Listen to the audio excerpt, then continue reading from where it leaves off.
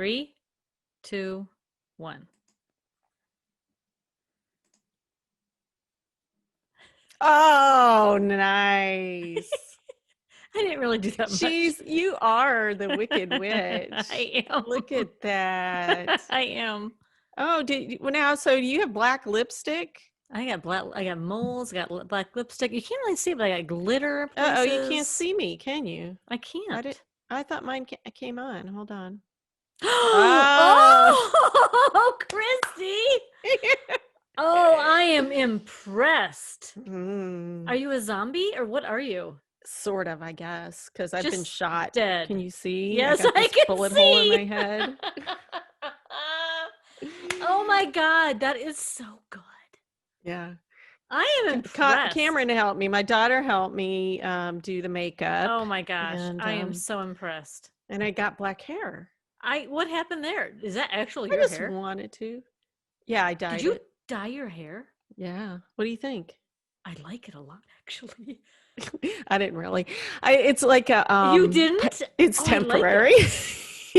It's temporary. It's like, but you can see in the back that I didn't get all. I just got lazy. I actually I was like, you did. I mean, because I actually kind of like it. I know. I ordered it. It was. It's like a hair wax thing. So you just, yeah. Wow, you look creepy. I know. You look like the good witch because you've got the blonde hair showing. I not that blonde-haired people are better than dark-haired people. Just to clarify, if I had been a little more organized, I would have gotten a gray wig. I thought that'd been kind of fun, but I didn't. Mm-hmm. I didn't. But I am a witch every single year. That's well. The only thing that I have is a witch's hat. And I could not find my witch's hat. Really? And so I'd have Elise go out and get me one, and it looks like the sorting hat more than it does a witch's hat. No, At least I was like, I look like this. It's like the sorting hat from Harry Potter. But anyway, no, it looks. My regular witch hat is much better, but that's right. Yeah, it looks good. All right. Well, I'm excited about today. I am too. We match, which is nice. And you have cute little decorations. I didn't even do any of that stuff. I had a witch's hat. I found my witch's hat. It has like hair attached, and I had it hanging right in the middle. But then when I stood in front of it, it just looked like a big black halo around me. I mean, that's the thing. I was like, you can't even like. Well, it wasn't because it was hanging on the wall, so all you saw was the rim. Oh, so that's so funny. Here, maybe. So I said, no, then you can't see my hair. You gotta see the hair. You gotta see my hair. At least it's such a good job of my makeup, but you can't really see it from that far away. But anyway. No, I like it. Anywho. I like it. Yep. Happy Halloween. It's our Halloween 2020 episode. Yes, the year of horrors. Christy, looking pretty good, despite the hole in your head. The bullet hole? Yes. Whatever. I have a bullet hole in my head. I did my nails too, or Cameron did my nails. I would have thought so the whole dead thing is going good. I'm hoping to get my goal of playing a body on Law and Order. They're going to be starting that up soon, right? I am rooting for you. My bucket list. Yeah, that's awesome. Well, I didn't do anything too dramatic because I'm a witch every year. My family knows. Yes, you are a very pretty witch. Oh, I have to say. Very nice. I have to say, you got the little Marilyn Monroe mole going, and yeah. Well, that was my daughter's idea that witches need moles. Apparently, more than one. I really didn't know, but anyway. And here I had to cover mine up in order to do this. I don't know which is worse. Yeah. Okay, so listen, I'm really excited about this Halloween episode. And before we go any further, we should introduce our guest, Mr. Doug Murano. Yes. And I'm going to put my glasses on. I know witches probably don't need glasses, but I do. Because I want to get all of Doug's accolades correct.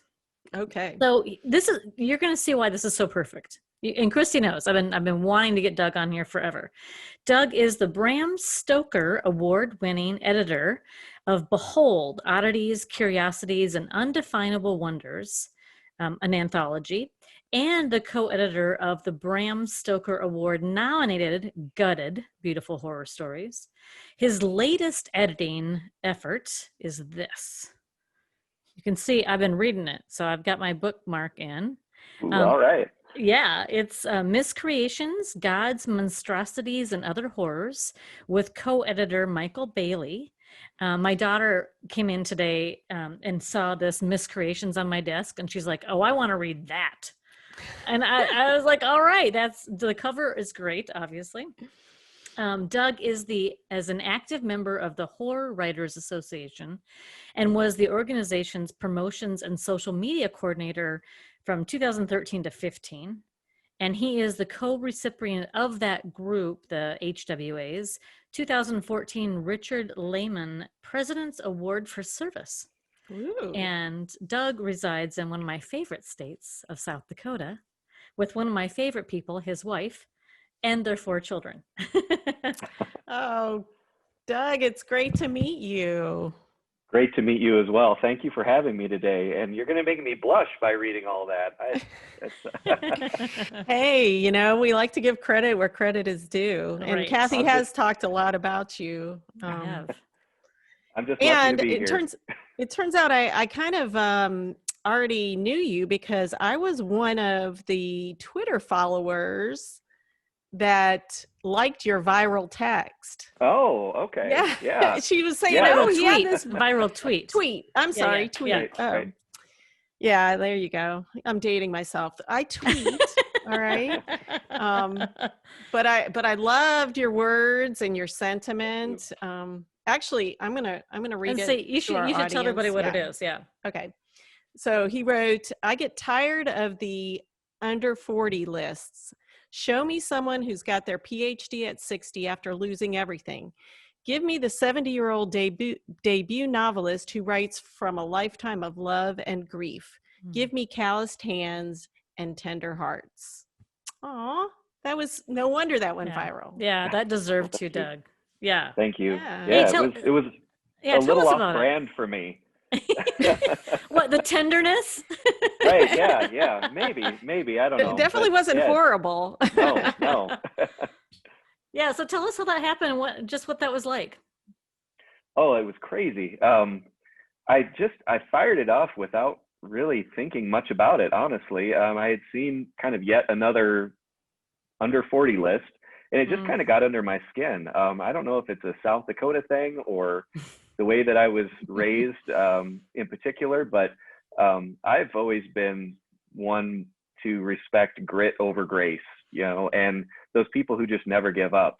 And so I just kind of fired it off. I didn't do any of the things you're supposed to do when things go viral. Like I didn't use a hashtag. I didn't tie it into the headlines of the day. It was just a tweet. And I put it out there and I went to bed. There wasn't really anything going on. And then I woke up the next morning and kind of did what, you're not supposed to do, which is reach for your phone immediately. But the truth comes out. Yeah, I know. Now you know. I check Twitter and Facebook every morning when I wake up. But I grabbed my phone and opened up Twitter, and I saw that it had 2,000 likes and a bunch of responses, and it had happened overnight. So I kind of tapped Jess on the shoulder, my wife, and I said, well, this is kind of blowing up. And at that point, it was 2,000 likes. And then over the course of the next 24 hours, it just went completely viral. I think it's got almost 200,000 likes and tens of thousands of retweets. Mark McKinney from the Kids in the Hall responded. I had members of Parliament from Great Britain weighing in. I had the founder of 23andMe sending me something via LinkedIn.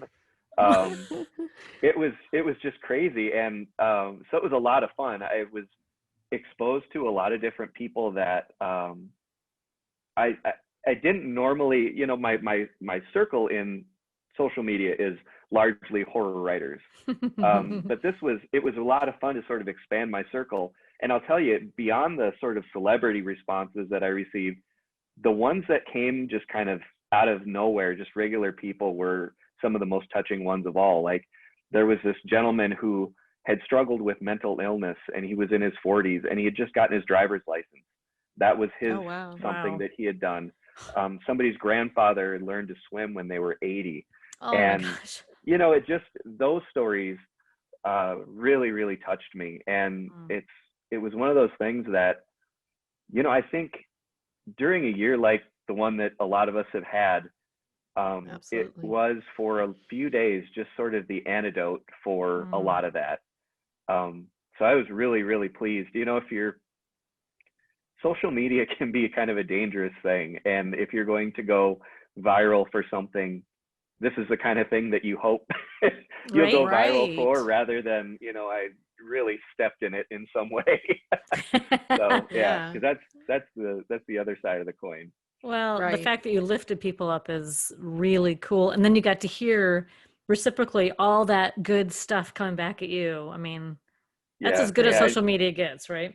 Yeah, it probably sounds, I don't know, a bit trite, but it gave a lot more than I gave. It was one of those things that for the next week and a half, it was a steady stream of stories, and I couldn't respond to all of them, but I tried to, as much as possible. So I was just really grateful that people engaged with it. Wow, it's funny, Doug, Christy and I have done, I don't know how many episodes this year already, but as I was getting ready to talk to you today, it made me realize of the authors we've talked to this season so far, the majority of them are starting this writing career as a second thing later in life. Hank Philippi Ryan, who just won another Agatha, the woman wins awards like crazy, but her first career, was journalism, and now she is just in her prime later in life. She started writing at 55. She wrote her first book at 55. Oh, that's so cool. Isn't that cool? And we talked to Richard Meredith, who is a writer and a second career for sure. I mean, he's retired from his career, and biologist. And Mickey Browning was a cop, and retired as a cop. And I just thought, oh, that's so interesting. I think writing really draws that group sometimes. And anyway, so we're all in good company. You have to live a little bit, right, to have something to say. And some of us, admittedly, we live a lot in those first 20 years. Yeah. And that can happen. I won't write people off who find that success early, but I find it just so much more interesting when people have had a chance to get a little bit of a life experience on them and go through a couple of ups and downs. I think that brings a lot of wisdom that we can share, for sure. Yep. I love it. All right, Christy. Okay. I'm ready to drink. Oh yeah, let's have some wine. Well, shall we have some wine? All right. Cheers. Cheers. Oh, look at this. We all have the same glasses. That's nice. Isn't that great? Okay, so I'm supposed to read the wine, but I'm gonna have a little drink first. Okay, what do you guys think? I think it's good. Well, I'm glad. I'm really glad to hear that. This is Gnarly Head, which I just love the title of. Look at, we all got it too. That's wonderful. It is like we're in the same room. I don't know. Right. Only I don't know how cold it is up there. Sorry to interrupt, Cathi, but down here it's been rainy, so it looks really wintry, but it's 80s. Doug, why don't you fill her in on South Dakota weather while I find this? We've got about, I don't know, 5 inches of snow out in the yard. Really? Kids built it. Yeah. It was 2 days ago. Oh my gosh, I didn't know that. Yeah. Kathy. Oh, exciting. Well, Christy always mentions that I have a mirror that reflects my window, and that is snow on those trees. Oh, wow. It's beautiful. Now I can really tell, because the way the light would show with the trees, it almost looked white in between, but now it's thick white. Yeah, it's thick white. Yeah. It's movie snow. Yeah, exactly. Yeah. All right, so Gnarly Head, Old Vine Zinfandel, is made using grape sourced from, I love this, gnarled 35 to 80-year-old head-trained vines. So these are some of the oldest vines in California. The fruit is produced, as they say, is exceptional, intense and full-flavored. This intrepid old vine Zinfandel has a gnarly core of rich, jammy blackberries and mocha flavors with layers of spice and vanilla. It says this would be really good with braised short ribs in case you were interested for dinner. But anyway, what do you think? I think this is pretty nice. Yes, from the calloused hands, tender hearts viral guy, give me gnarly vines and tender grapes. That's right, gnarly head. I think we just All made a right. commercial. That is awesome. That is perfect for today. I know. What I was noticing, I remember when they've been talking about California, I'm hoping this is not in an area where there's fires, because there are some old vines that burned recently. Yeah. Like, oh, it's sad. Calling out to all those vintners. That would be brutal. Yeah. Yep. Okay, so I am really excited to talk to Doug about, sorry, the head had to go away. I just can't take that anymore. It's okay. Doug, I'm dying to talk to you about the horror genre. Christy and I both live in, she's more focused on young adult, I'm focused on adult, but we're more in the mystery thriller vibe. And I just want to know about how and what attracted you to horror, your own writing, how you got into editing.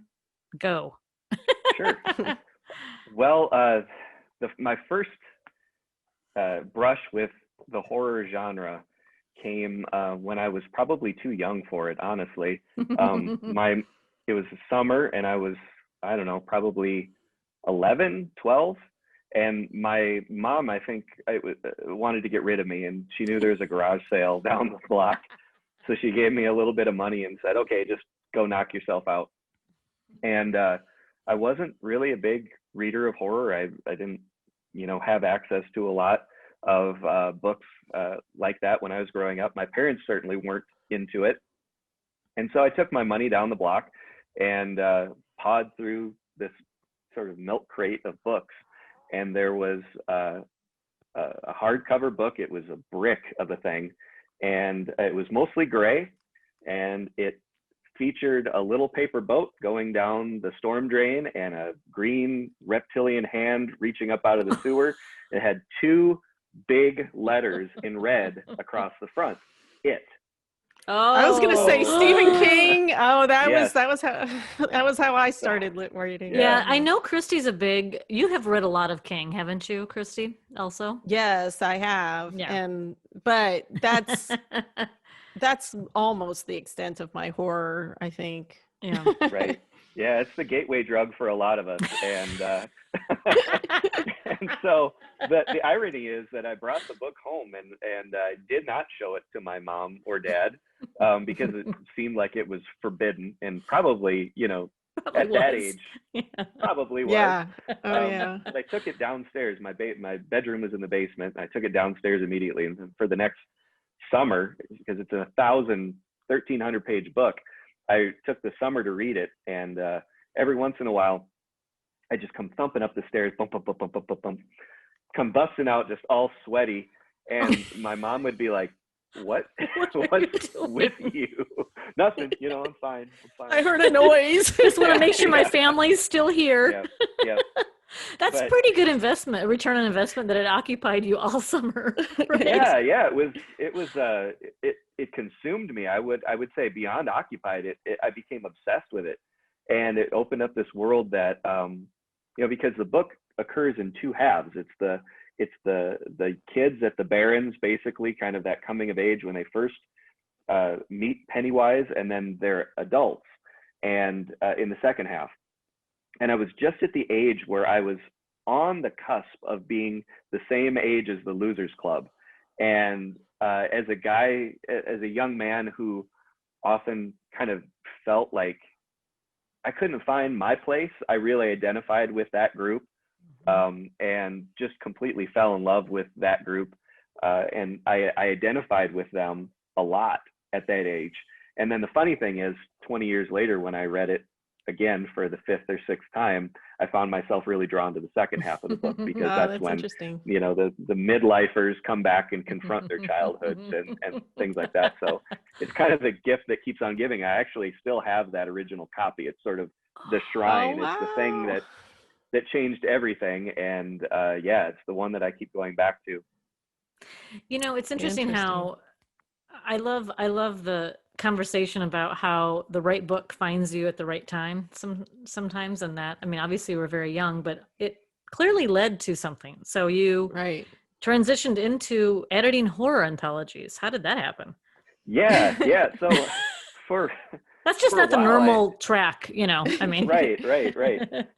I guess you could say I was in denial for a while about what I really wanted to do, because I tried to be a physical therapist when I first got to college, and then transitioned into pre-law. Was actually 9 days away from starting law school down at USD, and was all signed up, had taken the LSAT, everything. I was in, did everything but buy books and actually walk into the classroom, and just kind of stopped one day. I was still at home for the summer, and I turned to my mom. We were sitting on the front porch, and I said, I don't think I really want to be a lawyer. And she said, okay. I thought she was going to have a much bigger reaction than that. But she said, okay, what do you want to do? And I said, I want to be a writer. And she said, okay, let's figure out how to make that happen. And it was sort of like, well, duh, because, she knows a good mom knows you. And so I think she was just waiting for me to say that. And so the next day we started to do the paperwork for the Masters of English and Creative Writing down at USD.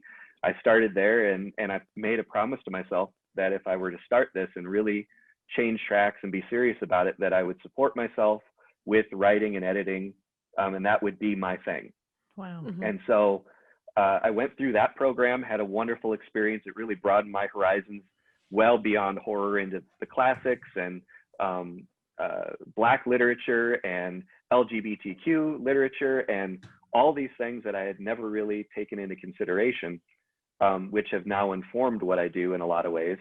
But then coming out of that program, I started to write horror stories, short stories, and submit them around and just sort of do it by trial and error. Within a couple of years, I had probably 15 published short stories, and was starting to get some professional rate acceptances and start to get a few invitations here and there to different projects. And so I thought I was kind of getting a little momentum there. And then the sort of unexpected started to happen, and Jess and I started to have kids. And we knew we always wanted a family, but it was one of those things that we didn't know it was going to happen exactly then.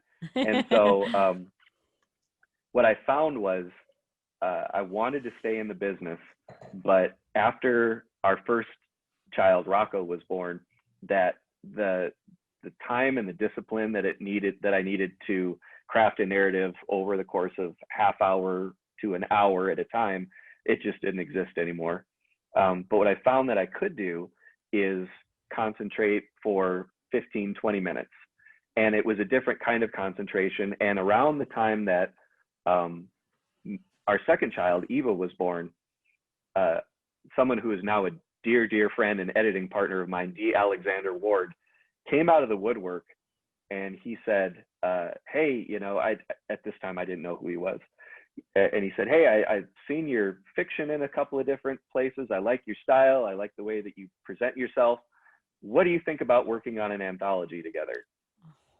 And at the time I said, I was going to say no, because I thought, well, I don't know.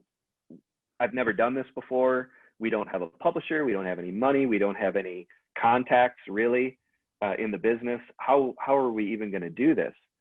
And it was Jess, my wife, who actually said, well, why don't you give this a try?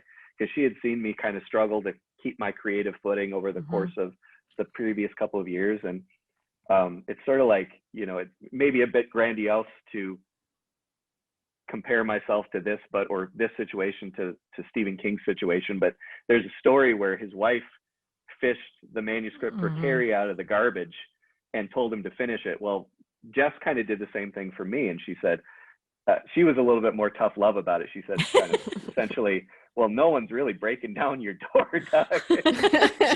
Right. I have a theory that Tabitha King probably was more like that anyway, just that we don't hear that part of it. I don't know. Yeah, I would bet too. It takes a good woman to prop a struggling man up, and I was struggling at the time and trying to keep my head above water creatively, and I think she saw this as an opportunity for me to do that in a way that I didn't. And So Hmm. he came to me with the concept was Shadows over Mayberry, and it was H.P. Lovecraft meets literally like Andy Griffith Mayberry. Oh, And so again, I laughed a little bit, but then I thought, well, there's something there, right? There's something there that we can use.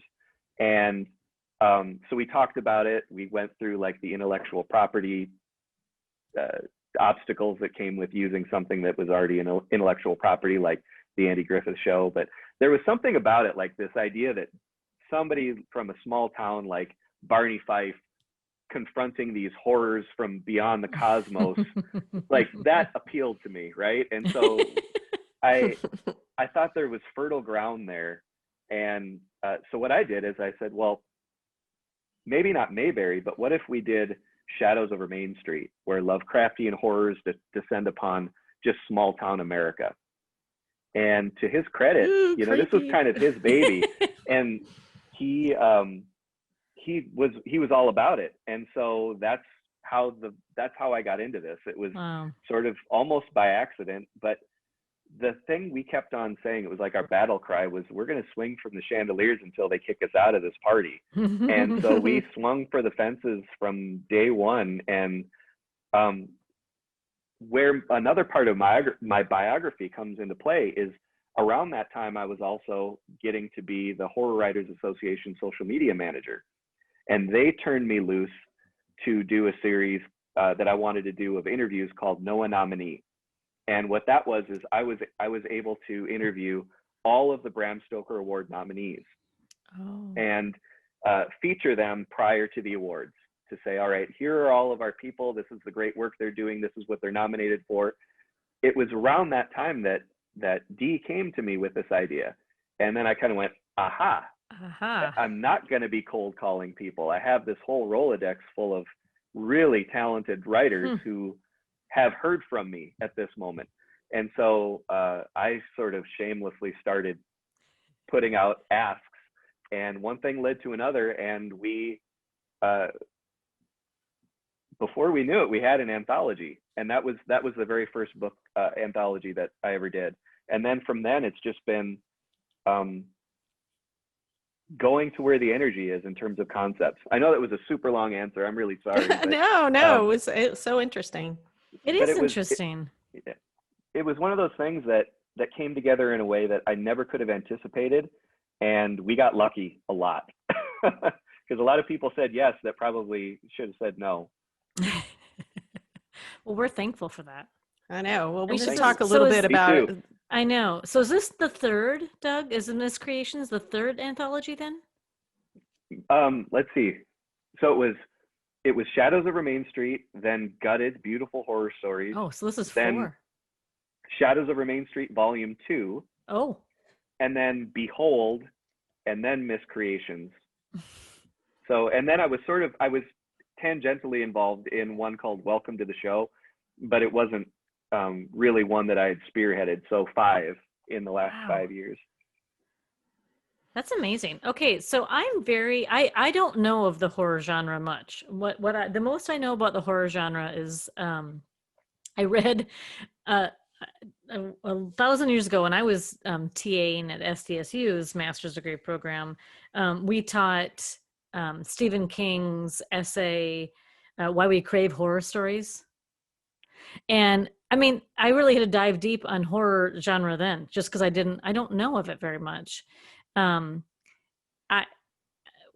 What kind of encapsulate, like, what do you think horror, how is that related to mystery and thriller? Because there's got to be some relationships there, right? There's something to be solved. I mean, in mystery and thriller, it's a crime usually, right, Christy? I mean, yeah. not a lot of, but I don't know, Doug, what do you think about, is there a relationship there, do you think? I think so. And that's a really good question. I'm going to paraphrase H.P. Lovecraft, who is one of the more influential horror writers of the 20th century. If anybody watches Lovecraft Country on HBO, that takes a lot of his concepts and transposes them into a different era. He once said something like, and I would say paraphrase, but he said, The oldest and strongest emotion humans have is fear. And the oldest and strongest type of fear is fear of the unknown. And so I think that's where the kinship between horror and mystery and thriller lies. It's the thing that you get a glimpse of, or that you get a sense of, or that you don't quite see. If you think about a movie like Jaws or Alien, where horrible things are happening throughout both of these stories, but you only get a sense of it until the end, when all is revealed. And so the sort of storytelling beats that you have between mystery and thriller and horror rely on some of the same principles, but maybe in different ways. That's so interesting. That is. Because and I think there is overlap. I guess it just depends on, I mean, I think horror just goes that extra step into, well, it doesn't always have to be supernatural, does it? No. Oh. In fact, It'd just be scary. yeah, and it can be monsters that we make of ourselves as well. It doesn't, but I would say it wouldn't have to be supernatural, but it has to be unnatural, because horror, by definition, I think, is the unnatural invading the mundane. Right. That sounds good. Is. That's a good way of putting it, because. So, because I'm thinking about some really big thriller writers like Lisa Unger, who writes about, maybe serial killers or, really terrible predators. That same predator could be the villain, couldn't it, in a horror movie? It's just that it's a different take on it, maybe, or a horror novel. Well, because I think maybe because the serial killer is more the main character, and they're more like, it becomes, that's like a normal thing versus, we all know it's bad, it's abnormal, that person's strange, the cops are going to get him, versus this other thing just is almost becomes like, why does everybody think this is okay or something? I don't know. That's what I kind of feel like with horror. It's like, he's okay, right? It's allowed to be like that, right? Go ahead, Doug. I was just going to say, we do let our freak flag fly a little bit more, and that's that. But I think about a story like Silence of the Lambs that definitely has a foot in both genres. But I would put that a little bit more toward the horrific, or something like Seven. Where there isn't, both of those situations, there's nothing supernatural going on, but there certainly is horror, and definitely leveraging those sort of visceral fears. It maybe takes a little bit more of the spotlight than the mystery aspect of it. It's just, I think, kind of a matter of balance. That is really interesting, because I had never really thought about Silence of the Lambs, for example. Certainly Seven, but Silence of the Lambs, I've always thought is kind of like, great example of thriller writing, and horror writers would think that is a great example of horror writing. And I think that is so interesting. And I've never even thought about those two worlds coming together. But yet it's one of everybody's favorite novels. Well, because and books, also Stephen King walks that line sometimes. Yeah. I mean, it's horror, but sometimes it's mystery, I don't know. Yeah. Oh, it's certainly fun. I like that conversation. We could go on and on. I could, but I'm dying over here. Okay. Are you hot? No. Okay, Christie, I got a bullet in my head. Oh, I'm sorry. Oh, yeah. I got confused. Literally. Christie, I think that this would be a great time for an alternative question for Doug that we usually ask everybody on Corks and Conversations. Oh, yeah. So we do like to ask writers, when we talk to them, about which of their characters they would like to share a meal with, and what would it be. So now we're going to ask you, which horror character would you like to share a meal that you with? wrote or didn't write? It can be any. Yeah, it could be any horror. We're We expecting the thought it would be spooky kind of answer, I fun to think. hear. I mean, You know, I'm this not is- even. I'm kind of scared to hear what you're going to eat too. Okay, if you say Hannibal Lecter, I mean, Well, I know I was the going to answer. say that, you know, especially Some liver with but- some fava beans. and a nice Chianti. Yeah. But the Mads Mikkelsen version of the character from the series, because he seems like, aside from the cannibalism, he's got like this. You know, that's a really weird preface, but Aside from the cannibalism. He's such a smooth and debonair and refined version of that character, and the tables that he sets are beautiful, and aside from the cannibalism, so I want to have like a pre-meal inspection of the goods, right? As long as I can control something. Yeah. But you think, you know, he could make a true gourmet meal, and you would learn something about what you're eating, hopefully not too much. But yeah, so that would be the first choice. And then second choice would probably be from the Dark Tower series, Stephen King's Dark Tower series. I'd like to share a gunslinger burrito with him. Yeah. I am very impressed with those answers, by the way. I know. I love that. When you had talked about when you first gave the answer, it harkened me back to earlier in our conversation. You said that you horror writers really let your freak flag fly. I was like, yes, they do, in a good way, a very good way. That's fun. That is awesome. You know, it also made me think, Doug, that Christy and I have found the mystery and thriller genre writers to be this incredibly warm group of people. It's kind of a tight-knit community and supports each other. And we've heard this from other writers as well. And it sounds like you're having that experience in the horror genre as well. 100%. Yeah. And I kind of say we're only scary on the page by and large. And from what I've seen, and certainly this is true for me, but I think horror authors and people in the business maybe feel that fear more intensely than others. It's not that we enjoy dealing out fear as much as we do working through that fear. And so horror, good horror anyway, in my opinion, derives from empathy. That feeling of don't go up those stairs, don't do this, don't do that. The things you want to scream at the characters before they do something that's irreversible comes from a place of empathy. And so I think, if anything, the horror community is full of really kind, empathetic folks who work through their fears in this safe place. And I've been very, very fortunate, not only on the personal side, but the professional side, you know, thinking about the authors who were maybe name authors who gave my books a chance and added their work to the table of contents before I had really proven myself, or who had given me tips or advice,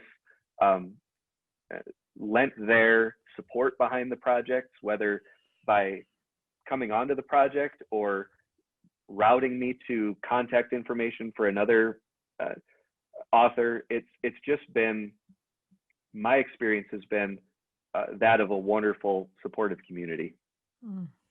That's good. I feel like the mystery writers are very similar. The thriller writers. I know those romance people. They're mean. All that love. I know. They're not getting out their aggressions on the page like we are, Right. you know?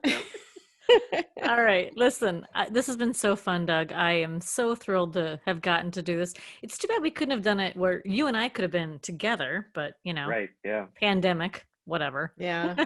Again. That's a horror. Yeah. One of these days, we'll all be together again. I know. I was going to be up there around this time. She was going to come for the South Dakota Festival of the Books, and did not work so well. I know, didn't work so well, but next year, hopefully. Right. Hopefully. So Doug, thanks so much for joining us, obviously. Yes, thank you. That is a big deal. Thank you for having me. This has been fun. It was fun. Yeah, it has been a lot of fun. And Cathi, what do you think? Should we always dress up for podcasting? No. Halloween is all year in our hearts. I know, right? Right? This is Okay. Doug's holiday, and I'll let Doug have it. Right. This is where I live all year. I dressed up as the guy you'd never suspect. That's what Yeah, I am. You are. exactly. You're the mundane, very normal Right. dad Right. horror Totally writer. normal. Yeah, Totally and normal. then he's like, running through the house with an axe as soon as he gets off. Yes. They are I getting have ready no, for a I big have no move. deep, dark secrets at all. All right. Well, if any listeners want to dress up while they're listening, that would be great. I'm happy for you. Of course, I'm supposed to tell you that you need to go to our website, gameofbookspodcast.com, so you can get the new episodes, including this one with Doug Murano, right into your inbox every week. Right, right. Because no matter what next week brings in the world, and we never know, we will have a new episode coming out on Friday morning. And next week, I guess we have a Words in Progress Yes. series. That's where we talk to editors and get a little writing class. So I think we're going to talk to Elena Taylor Yep. about resolution and denouement. So that should be fun. We talked to Elena Taylor last season, and she about her own novel, which was so great and super inspirational. But as an editor and writing professional, she has so much to offer, and I'm really looking forward to that. Yep. And make sure everybody goes on Facebook, Instagram, or Twitter. Mm. Who knows? We might have a viral tweet coming out of this episode. But you can also see about our latest contests and giveaways. Yeah. And we are going to have a contest, a giveaway of Doug's edited some of his anthologies just in time for Halloween. I'm going to get that going here, but this is his latest, Miscreations, Nice. Gods, Monstrosities, and Other Horrors. Yeah. You can get it on Amazon. Here's one story that I kind of found good. Oh yeah, yeah. Joanna's story. I'm not gonna try to pronounce it. This was Ishraika my favorite, by the way. I'm just showing you. Oh, Max's. Yeah, Mhm. that one was a heartbreaker. That was it. It didn't turn out the way I thought, but I still loved it. Doug, before we go, how do people reach out to you if they want to learn more, read more of your stuff? What's the best way to reach you? You can follow me on Twitter at Murano Fiction or on Instagram, same handle. And those are the best ways to keep up with me. We're going to be, my co-editor Dee and I are actually working on something, and we're looking at a Halloween reveal of what exactly that something might be. So it's a good time to start following. So all right, it's exciting. We will have all right. that on our blog and social media posts as well. So we will multi spread each other's good wealth. All right, Yep. so let's give a Halloween toast, shall we? Yes, to surviving all the horrors. That's right. Cheers. Cheers. Cheers.